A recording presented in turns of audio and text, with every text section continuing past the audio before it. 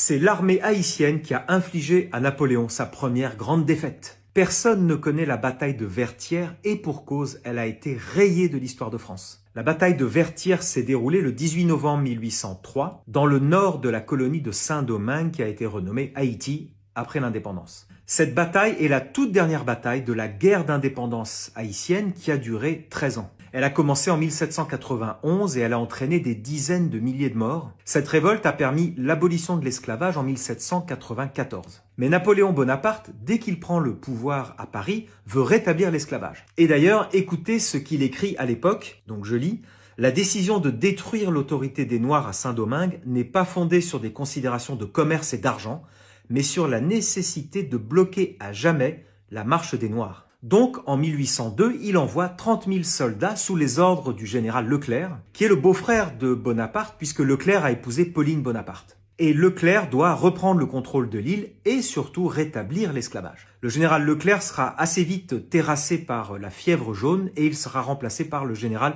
Rochambeau.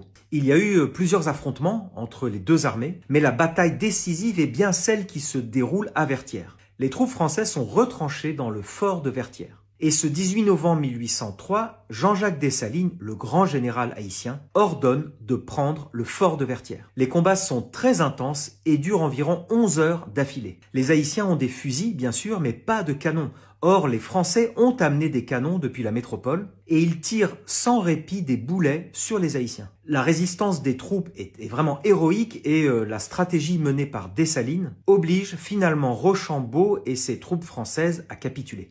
Un accord est signé et Rochambeau a 10 jours pour quitter l'île définitivement. D'ailleurs, Rochambeau va offrir à Dessalines son plus beau cheval comme une marque d'admiration pour sa bravoure et pour son courage. Au final, 15 000 soldats français ont trouvé la mort pendant cette expédition. L'île est proclamée indépendante en 1804 et elle devient la première république noire du monde. Vertières est une double humiliation militaire d'une part, mais aussi plus profondément une défaite de société, puisque ce sont d'anciens esclaves noirs qui chassent avec force, avec organisation et avec stratégie la plus grande armée du monde à l'époque. C'est la fin du dogme de la race supérieure qu'ont imposé les Occidentaux dans ces colonies.